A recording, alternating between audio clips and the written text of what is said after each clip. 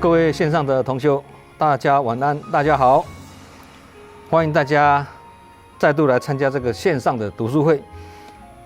今天晚上我们的读书会主题是停、看、听，还不能做下结论。看到停、看、听这三个字呢，就知道了要通过平交道。要经过任何的平交道呢，都要先停、看、听。这是安全通过平交道的必要程序。台湾的平交道事故中呢，一半以上了都是抢越跟闯越平交道。显示呢，台湾的民众在平交道的用路安全概念上呢，是需要再加强。也就是停看听的概念没有很落实。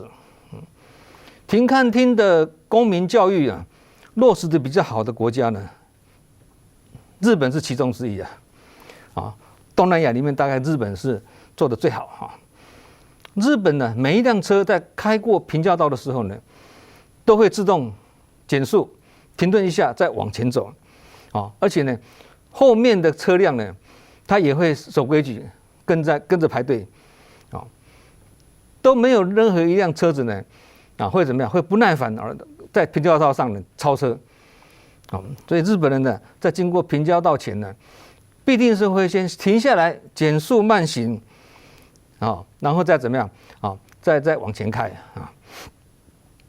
因为日本人知道呢，不能太相信机器因为呢，机器有时候也会有故障的可能因此平时的保持这种好习惯呢很重要日本是世界上这个铁路交通工具使用频率最高的国家电车对日本人来说呢是非常重要的交通工具所以在日本任何人如果闯进了铁道或平交道而导致交通事故，赔偿的价钱那是天价了，严重的话是什么？吊销驾照、入狱服刑甚至呢一辈子呢吊销执照，不能开车所以日本几乎很少听说有什么火车或电车出事的事情安全意识呢落实得很好这个我们要学习日本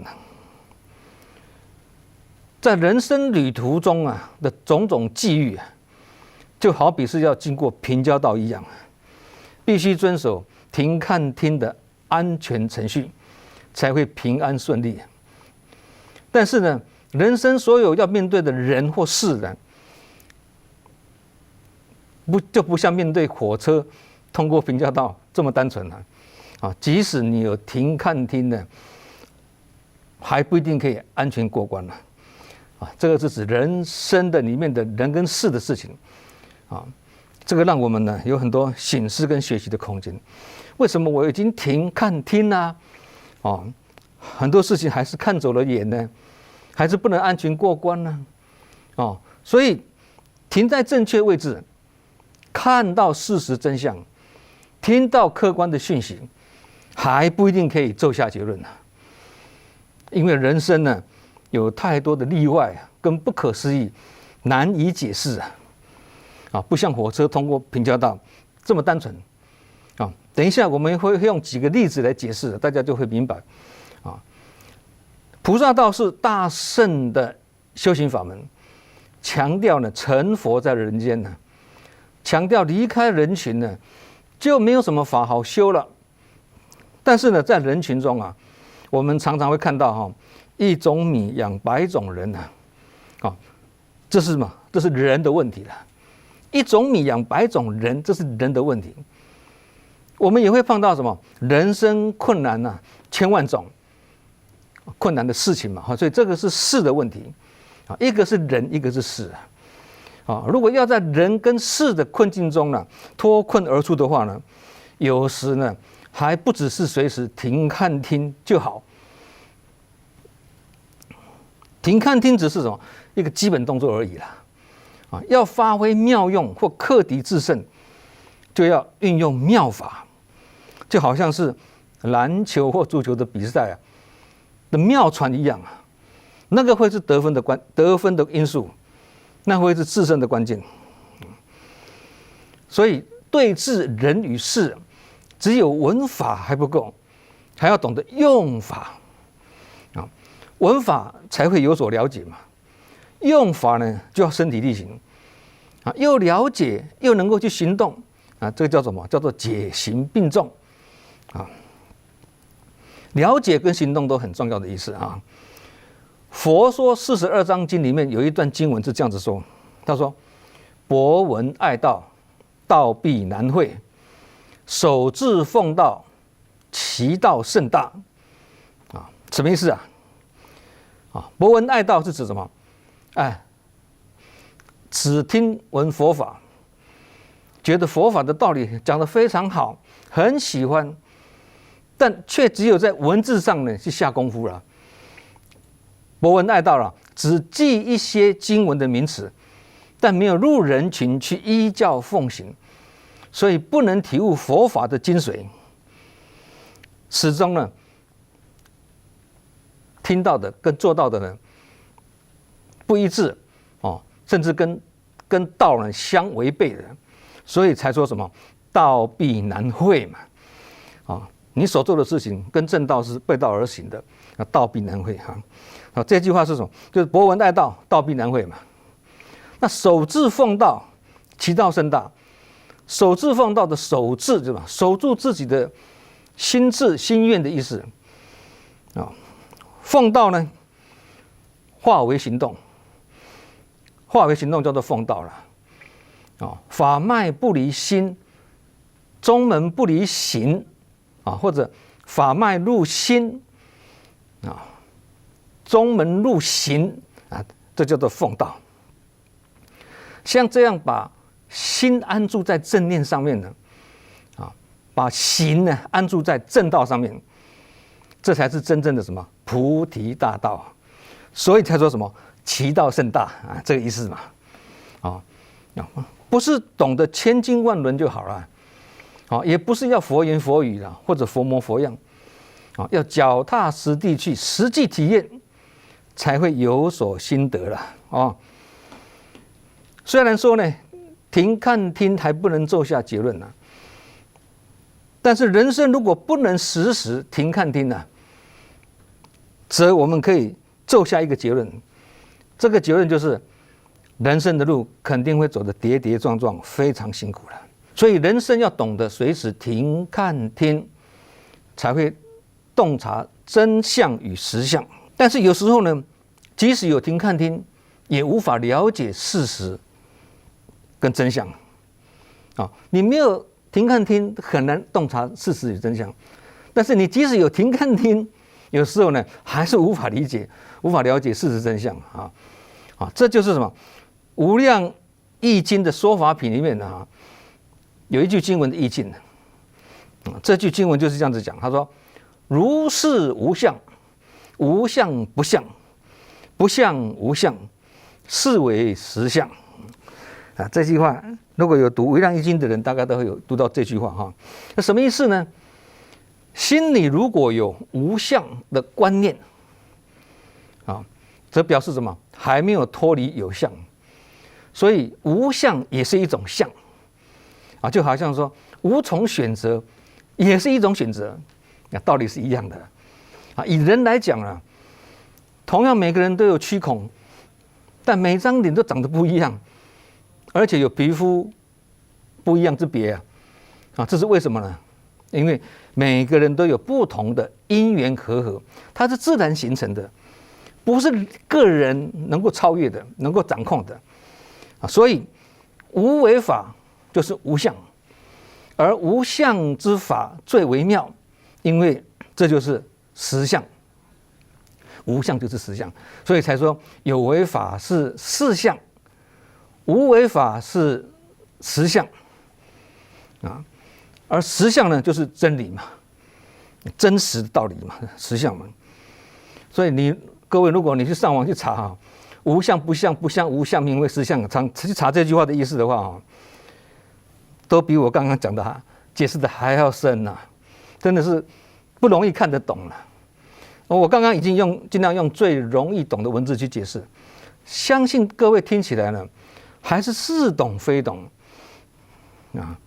上人也知道呢，不容易懂啊，所以上人不要我们去钻研艰深的经文啊，所以才跟大家说，上人讲的哈，他说不要执着有相还是无相，只要对的事情做就对了。这句话大家一听就懂，所以把艰深难懂的经文呢，化为口语化的什么好话一句啊，真理一句啊。好，我们现在拉回来，言归正传啊。刚刚讲的骤下结论，骤下结论的意思就是说快速下结论，或火速做出决定，这是非常有效率的事情。如果骤下结论的这个结论是对的，则这个骤下结论是可以节省很多的时间跟力气，因为很有效率嘛，对，这是没错的。但是万一这个骤下结论的结论是错的，那就要付出很大的代价，所以不得不小心谨慎了。生活中啊，或做人处事呢，我们很容易对一个人或一件事情呢去做下结论。这个旁边很多，包括我们自己都是一样，都很容易这样子的。在还未搞清楚状况，或还只是一知半解的情况下呢，立即发表自己的观点跟看法，甚至做出批判跟评断呢，往往呢因误判而冤枉人家或得罪人家，尤其是团体的领众者或者企业的领导者都好，在情势还不明朗，或者风险代价很高的情况下呢，你一下子去做下结论了，那这个影响就非常的深远了，而且是很危险的，像赌博一样啊，一点把握都没有啊，所以才说要让一个经营数十年成功的企业一夕之间倒闭呢，很容易，只要做出一个决策就好了，是不是这样子啊？其实不要说一个企业是这样的，人的一生也是同样的道理。举例来说，大家会更清楚。譬如说，这一个人的优点有95%，他缺点只有5%，那这个算是很完美的一个人啊。但是这个缺点是什么缺点？就是沉不住气，喜欢呢骤下结论。结果这个5%的缺点呢，发生在一个重要关键时刻，而影响了95%的大局啊！就像什么一根不值钱的火柴啊，去烧掉一栋大楼一样啊！这样的解释大家就很明白了，对。所以不要小看一个骤下结论这种小小的习气。看到一点，听到一句话，看到人家一件事情，看到人家的一面，马上就要下结论，就评断了这个骤下结论的习气它也会有攻坚灭顶的力量要步步为营，小心谨慎因为人与人之间呢，常常会因为什么观念不同而造成意见不同，彼此不合。最主要原因是什么？大多数的人都是习惯把视线聚焦在别人身上造成尽是看到别人的缺点，然后呢越看越不顺眼，或者是什么事实尚未求证清楚之前呢，就开口发言，冲突或误会呢就这样产生了。你看看夫妻关系啦、婆媳关系、亲子关系、师生关系、同事关系、邻里关系等等的人际关系无一不是如此因为这就是凡夫的习气，人性的弱点人皆有之所以见怪也不怪了。老实讲心情不好会造成什么？情绪不稳。情绪不稳就是什么？就是 EQ 很低那 EQ 低就容易造成误解就是 EQ 低的话，造成误解的机会就很高了相反的呢 ，EQ 很高，则心境不随外境起伏，无形中呢就是善解能力的发挥妙用，很容易善解，很容易同理心念转化的很快，不随外境的起起伏伏。EQ 高的人呢，所以情绪跟心情也是直接影响对人与事的善解能力。你不能善解就是误解了，误解的话就是对立啊，有可能啊。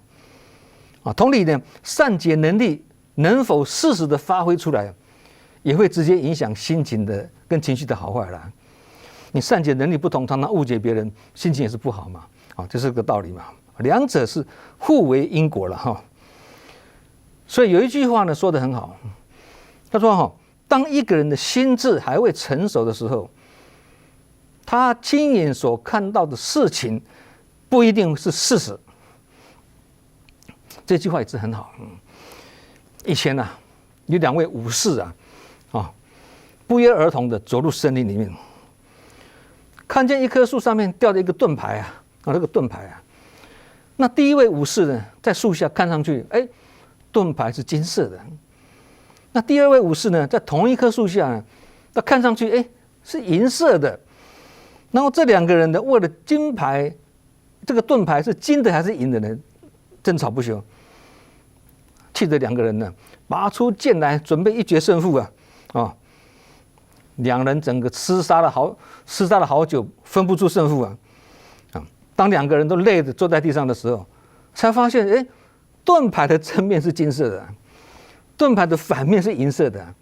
原来这是一面什么双面盾牌所以讲金色也对，讲银色也对，这2个武士都没有错，2个都没有错，但却起冲突，打得你死我活，实在是很冤枉其实这个在志工团体里面也是一样，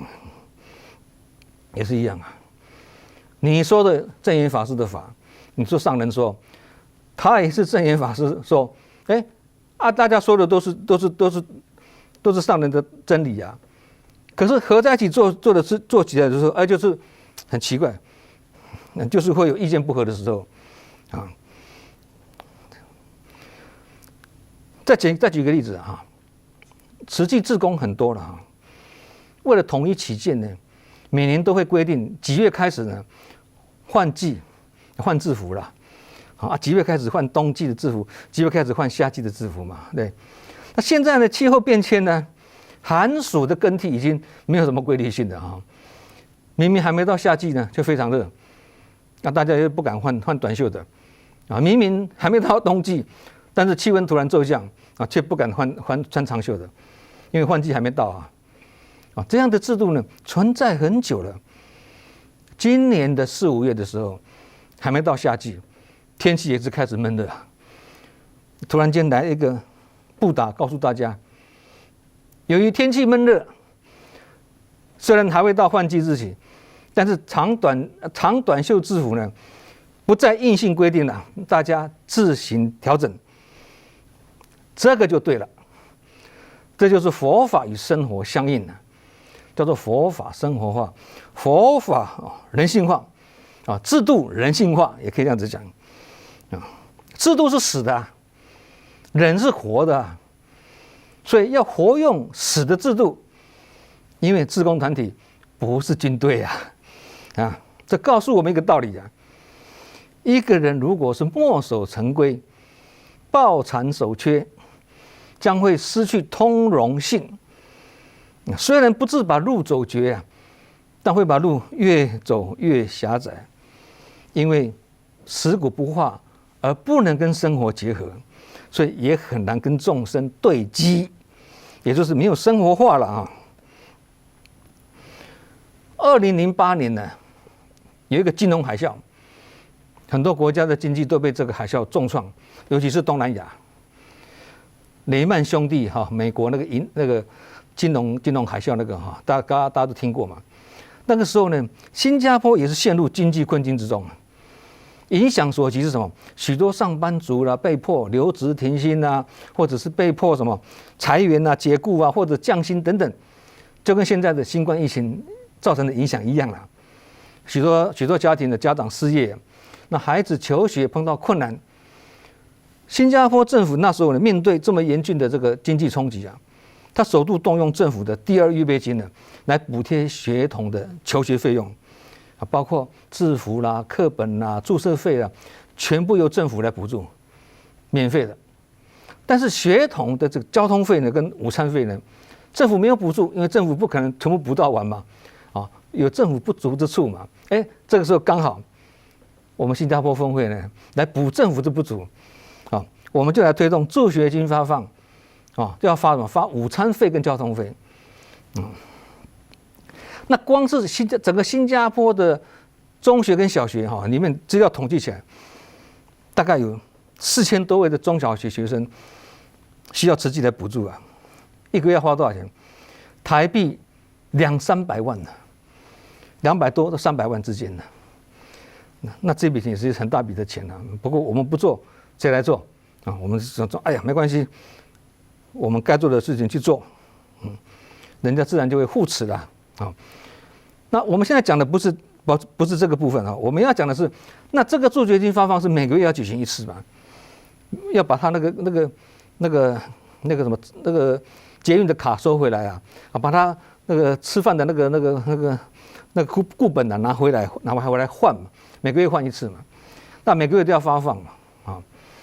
那有一次在发放典礼中呢，舞台上委员一排，我们是那个室内的那个礼堂嘛，那典礼在礼台上面嘛，下面就是家长啊跟我们慈济志工嘛，那每次上去10个人，学生上去10个人，那讲台上一定有10个委员在那边等他们的嘛，然后这边是讲台啊，那这边10个委员，那学生从这边上来10个对10个嘛，那就有一次，那就轮流10个下去，10个上来嘛。那我坐在下面啊，那个协调也在下面啊，刚好学生上来10个人以后，10个对10个嘛。可是这个10个委员前面有时候会跑出11个，那这谁来控制呢？从那边入口处有一个委员在那边控制，那有时候他也会疏忽嘛，对，放了11个进来，结果10个委员要对11个这个学生，中间有一个已经弄错了嘛，对不对？要发2个，队伍就没有对齐了。那这个协调就很急，哎呦，那个已经那学生跑上去10个人的都没有对齐，那他怎么都无动于衷，都没有反应啊？那个协调在下面很急的。我跟他讲说，你不用急啦，我们看得很清楚，我们从台下看上来很清楚，10个对10个有没有对齐很清楚。他在旁边，他看过来，10个人头是重叠的，所以多一个人他算错了，他自己也看不出来啊。那后来他跟他讲，你要用心算，这种疏忽也不是他故意的嘛，但是他不容易发现，造成这种事情他不容易发现，我们的角度跟他角度不一样，所以我跟他协调讲这是角度的问题啊，你上去提醒他就好啊，这个跟刚刚两个武士例子是一样的道理啊，位置跟角度不同时，判断事情会有不一样的结果嘛。这个道理你懂了，你就不会那么急了嘛，赶快跟他提醒就好了。有时候呢，我们亲眼看到或亲耳听到，也有可能看到跟听到的只是其中一段而已而不是全部，所以呢还不够客观与全然。如果这样就要做下结论的话，很可能造成误判形势的意思了以前有一桩警察开枪打死歹徒的这个审理案件，证人向法官说了，我亲眼看见警察开枪打死那个嫌犯的很明显这是警察使用枪械过当。但是当检察官抽丝剥茧还原案发的现场状况的时候，了解说，这位警察是在歹徒拿刀要刺杀他的时候跑了一段时间而这位警察在之前在这个时候他也向空鸣枪示警但是歹徒还是不停手要攻击这个警察，结果两个人跑追到一个地方的时候，在千钧一发之际这个警察为了自卫，只好开枪射击这个嫌犯所以这个歹徒在追杀警察的那一段这个证人没看到但是这个证人看到是警察拿枪射击这个嫌犯的这一段看到了，所以这个证人看到的他不是全面的嘛所以审理案件他是全盘了解嘛，才不会造成冤狱判错了最后判这个警察无罪20年前呢，志工如果要去花莲慈济院当志工的话呢，晚上都是安单在金色啊，那个时候还没有国际疗法嘛。有一次呢，几十位马来西亚的师姐回去花莲慈济院要当志工，那第一晚呢要先安单嘛，对。那常住师傅就安排大家安单在一间大疗房里面。那疗房的设计大家知道20年前嘛，那疗房进去大同铺嘛，是地板的，升高的地板，人睡在地板上面，但是每一个床位下面呢都有很大的空间可以放行李，这个是很好的设计的才不会行李一大堆嘛，占的空间嘛。那个有一位那大家都把那个行李放在那个床铺下面嘛。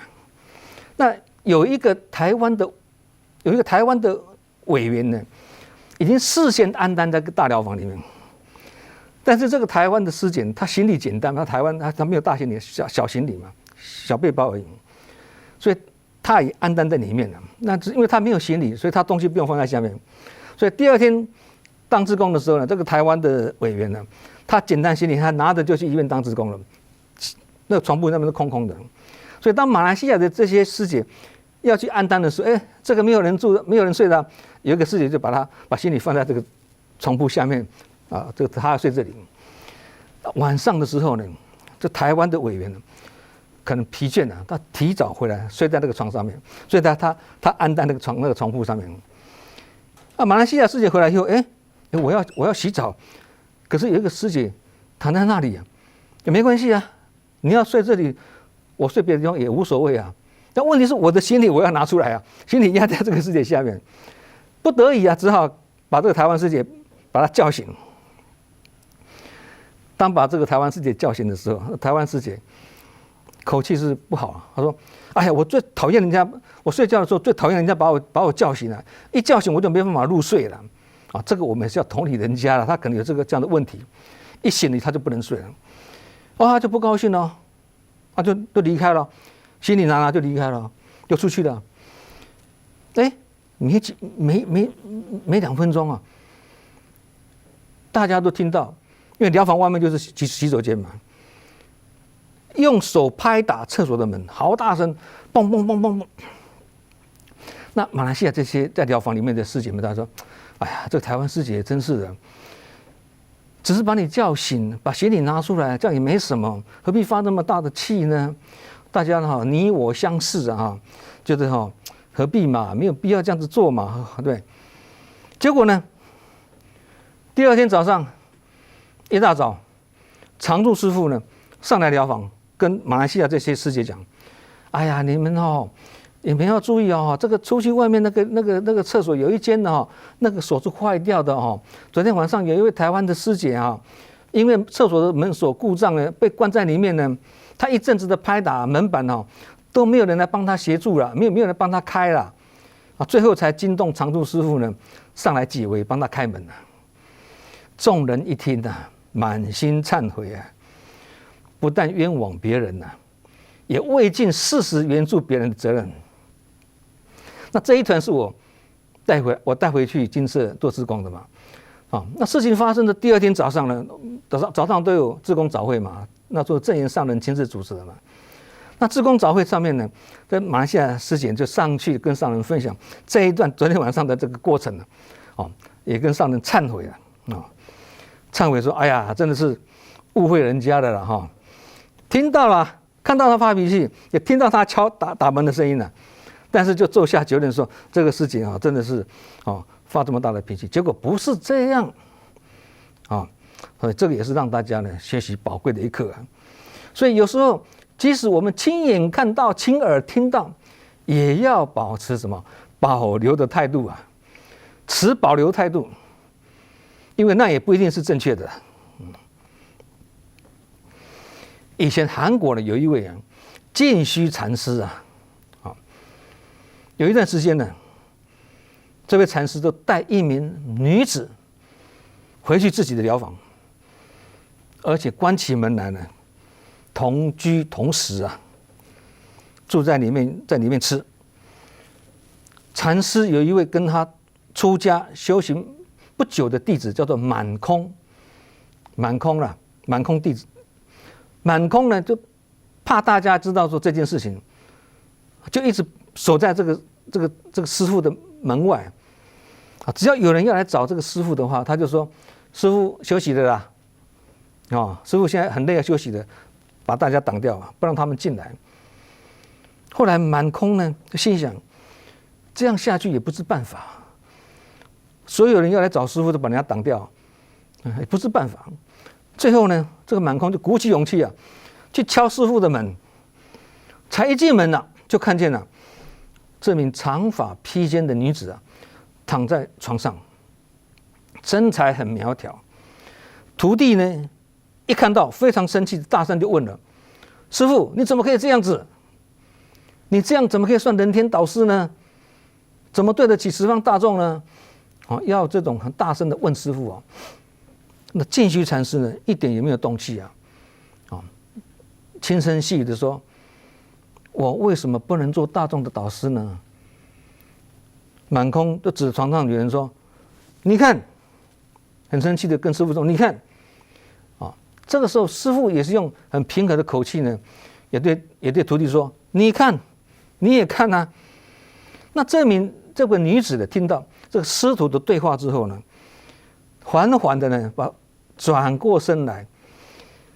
这个徒弟看到这个女孩子的脸啊，猛然一看啊，看到一张脸是没有鼻子、没有眉毛，而嘴角烂掉，一只眼睛又瞎掉，还整个脸部歪斜，正哭笑不得的望着自己的时候呢，原来这是一名患了麻风病的女子。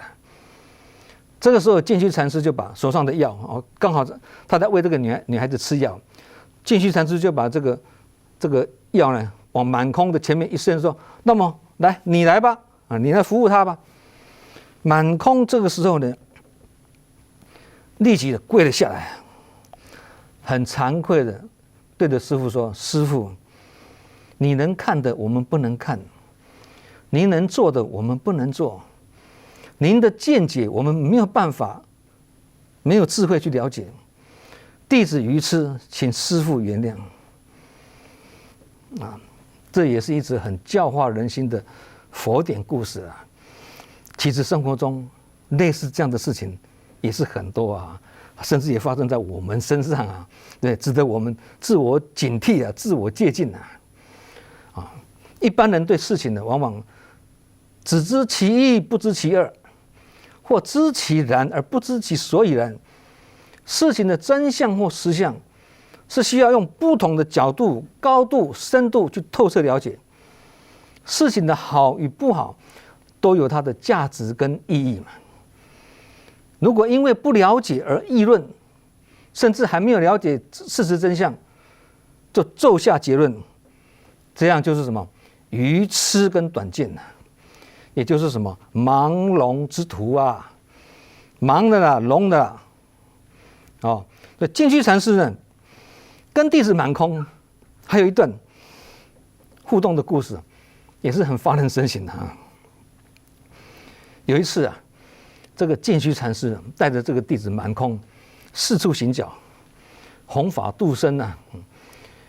一路上呢，这个满空一直嘀咕，嫌背的这个行囊太重，跟师父讲，都不时要求这个师父呢找个地方休息一下，好啦，师父不要再继续走了，休息一下很重啊。那净虚禅师呢，从来没有答应这个满空的要求，总是怎么样，还是一样坚持毅力啊，精神饱满的向前行走。好，刚好有一天，师徒两人呢经过一个村庄啊，看到一个妇女啊。那这个净虚禅师突然间灵感一来啊，我想利用一个机会来启示这个徒弟啊。于是呢，他就忽然那个净虚禅师忽然就往前去握住这个妇女的手，然后跟她说话啊。那各位都知道嘛，一个出家师父握着女人的手说话，这是一件什么不得体也很失礼的事情。结果这位妇女被这个师父手一抓住以后，大声叫起来。那邻居听到这个声音叫出来，有闻声出来看呢，有人在调戏妇女，调戏良家妇女啊，大家怎么齐声喊打，要打这个调戏的人。身材高大的这个净虚禅师啊，立刻转头就跑啊。那徒弟满公子怎么样？他只好赶快背起那个超重的行囊，背着呢，跟着师父一起跑，一起飞奔了。那师徒两个人呢，就这样一连跑了几个村庄啊，看到后面没有人追了啊，才在一个极静的山路旁边呢，停下脚步啊，喘得要死啊。这个时候，净虚禅师回过头来问徒弟满空：“你现在还觉得行囊很重吗？”那满空就回答了：“很奇怪呢，刚才一心一意随着师父往前奔跑啊，背上的行李一点都不觉得重了呢。”所以净虚禅师就跟他说：“由此可知，轻跟重是自己心理上的感觉而已啊。刚刚一直嘀咕说行囊很重，结果被人追赶的时候，都忘了这个行囊很重，而且还跑得很快，还跑了几个村庄，没事。所以告诉我们一个道理，什么道理啊？承担的轻跟重，只是心理上的感觉而已啦。同理啊，困难也是一样，困难只是踏出第一步之前的感觉而已啊。感觉而已，你踏出第二步都不觉得困难的了。这种事情在我们人生中，在我们日常生活中，也常常有这种事情。我们用心去体会，小事情的里面都有很多大道理。如果我们对自己努力的目标不清楚，或缺乏信心，如果是这样的话，那么嫌远、嫌难、嫌重是必然的。如果对自己的目标很清楚，我的目标在哪里，则迈向目标过程中所遭遇的任何困难、挫折、辛苦，都会变得微不足道。关键在于不要把心念跟注意力放在过程中的这个短暂的困难跟挫折，而是要把这个心念呢放在远大的目标上面。所以，锻炼、训练心念的力量是很重要的。英文叫做 mind training， 心智的训练的意思的。这个心念是要训练的啊，就跟以前我讲的嘛。我这辈子吃过最好吃的一碗面是在柬埔寨啊，那碗面是外面软里面硬的啊。那个怎么很好吃呢？不是面好吃，外面软里面硬的面怎么好吃？没有熟啊。因为我太饿了啦，所以那个也很好吃啦，对，这个就是一种观照，上次有讲过观照观想的法门，也就是转境跟转念的那种训练的，好。那我刚刚讲好啊，你说这个是心念的训练啊，心念的训练的 mind training 嘛，那怎么训练呢？怎么训练有这样的训练呢？三个条件。第一个，智慧的信仰；第二个，坚定的愿力；第三个，精进的行动。刚刚有3个重要字跑出来了：智慧的信仰、坚定的愿力、精进的行动。就是什么？信愿行呢？入人群行菩萨道的3个条件。所以不是说来做志工就叫做行于菩萨道，不是哦，要这3个条件具足才叫做行菩萨道，不是说你有行善布施叫做行菩萨道，不一样，3个条件。所以净虚禅师所讲的这个禅理呀，他教育这个满空的这个禅理呀，跟菩萨道难行能行的道理是道道相通的，法法相通啊。刚刚这段净虚禅师教育弟子，不要害怕加重承担，因为担子的轻重跟自己的心理因素也是很大的关系的。现在我们要请各位来听一首费玉清唱的一首歌，听完我们再来分享。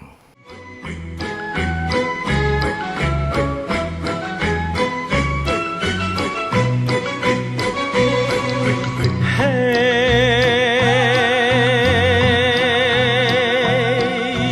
跳呀跳过山哟，跳呀跳过水哟，一日复一日呀，走走又停停，跳出了多少情呀，跳出了多少意，情意比山重呀，情意比水长。好，这一首歌的歌名叫做《挑夫》。挑夫就是挑着重担的农夫啊。那照理讲呢，挑着重担，脚步应该是很缓慢才对，因为很重嘛，脚步应该很慢才对啊。但这样会越挑越辛苦。如果要让担子不沉重的话呢，脚步不但要轻快，还要怎么样？还要左右晃来晃去嘛。你没有挑过担子，你也看过人家乡下挑的担子怎么挑的，对，这样晃来晃去。挑夫这样晃，这是在干什么？是在借力使力啊，才会更省力啊。这也是一种智慧啊。所以刚刚那个挑夫的音乐，你看旋律轻快，才会让人心情轻松。心情轻松，担子就会自动减重。旋律沉闷，会让心情沉重。心情沉重，这不挑担子也是负担很重。所以肩头可以重，但是心头一定要轻的。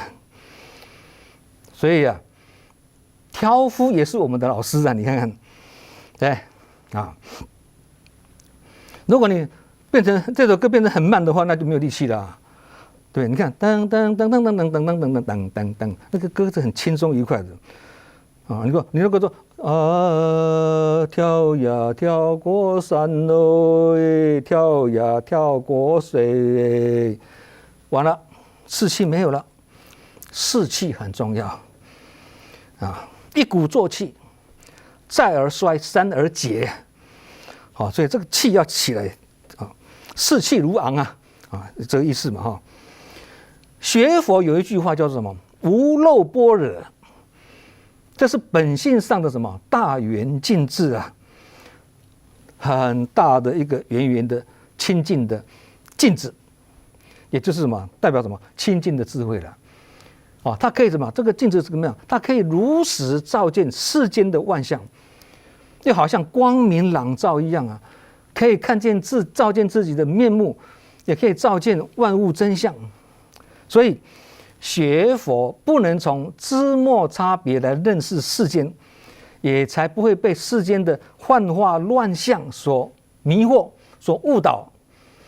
所以，即使我们有停看听，但如果缺少般若智慧，这样观察事情还是会有偏差。即使你停看听，你观察事情还是偏差的，因为中间的般若智慧你没有啊。就好像有时候我们很容易只是听到别人几句话就断章取义，那更会偏离真相啊。所以人稍一不慎啊，就很有可能呢看走眼听错话。如果这个时候你又做下结论，那要误会一个人或误会一件事情是很容易的事情啊。人我是非也是因此产生嘛。各位可以在看电视的时候注意一下。尤其那种新闻报道也好了哈，政论的节目你也看得到，你看到电视画面下面的标题很耸动，怎么这么敢讲啊这种话？但是马上你会想到，是这样子吗？他怎么可以做下结论呢？可是再仔细一看，他这个标题最后他是个问号的呢，问号什么？问号就是他要自保啊。问号什么意思啊？代表我是质疑的，是不是这样子的？我不知道，我是质疑而已，不是肯定的，是猜测的。如果没有问号，而是句号或者冒号，代表这句话是你肯定的立场，你不够中立，因为你语气是肯定的啊。这个就可能造成什么诽谤的法律问题啊。所以只是一个问号或一个句点或一个冒号，整句话的意思又不一样了呢，甚至牵涉到法律所规范的言论自由的范围了呢。只是一个符号而已哦。所以啊，不止讲的人啊要用心讲啊，听的人也要用心听啊。如果讲的人是不小心讲错了，或听的人不小心听错了，这个时候就要怎么样？发挥善解的智慧，能归过劝善的，我们就委婉提醒对方；不能碰触的，不能讲的，我们只好善解对方，警惕自己。如果讲错跟听错的是自己，经人家提醒我们之后呢，我们更要感恩对方啊，纠正自己啊。所以上人说，凡事都要多用心嘛，就是这个道理啊。眼不见恶色，耳不闻恶声啊，才能让我们的心田呢一片清净啊。万一很不幸的，我就是看到恶色啊，闻到恶声啊，那就要学习什么？视而不见，听而不闻啊。不过你要注意哦，视而不见，听而不闻，不是我就是不看啊，我不理你啦啊，不是这样，不是那种态度啊，不是刻意不见，也不是故意不听，而是什么？念起不随啊，生而无助啊。这也就是什么？也就是《金刚经》里面所讲的，大家都会朗朗上口的“因无所住而生其心”呢。大家都会这样子讲啊，但是什么意思？不一定每个人都知道啊。因无所住是什么意思啊？身在滚滚红尘中而不受红尘困扰，因无所住。生其心呢是什么？出入滚滚的红尘呢，还能够度化滚滚红尘中的众生呢。生其心，这个心呢，指的是什么？是慈悲心跟智慧心呢。我们大家互相勉励，也不妨来学习。无所住而生其心。刚开始可能比较困难呐，你光是要理解都不容易理解，何况把它做到啊，对不对？所以刚开始会比较困难，但是时间久了，就会把世间的人事物看作什么？如梦幻一般呐，在演戏啦。上次不是讲吗？人生如戏，戏如人生吗？对啊。如果很透彻了解，我这个是在游戏人间啊，菩萨游戏人间啊。你很透彻了解自己是在菩萨游戏人间的，你就会很用心的去演好你目前的角色，因为你是主角啊。如果很清楚自己我是在演戏，那就不会受到利害得失、你我是非等等的影响，而让自己烦恼不已呀。你烦恼什么？你这只是在演戏而已嘛，戏演完就下台了嘛，一切都会过去的啊。所以有一句话说得很好，他说：“哪人尽如人意，但求无愧我心啊。”这一句对联呢，是马来西亚的国宝博元长老啊，当年呢，他亲笔写下来送给我，我把它挂在我的办公室的主墙上面啊。哪人尽如人意，但求无愧我心。什么意思啊？哪人尽如人意什么意思？是因为每个人的思想观念都不尽相同，所以解读也会有所差异，这是很正常的事情，所以没有办法尽如人意的，这是很正常的事情。但求无愧我心什么意思啊？既然每个人的观点不一样，只好自问心安理得，问心无愧就好。只要仁义契合佛意，则事事必能如意。只要我心以法为师，则日日法乐在心啊。好，我们今天的读书会就到此结束啊！感恩各位的参与，好，我们下周同一时间再会，感恩大家，祝福大家。那是什么？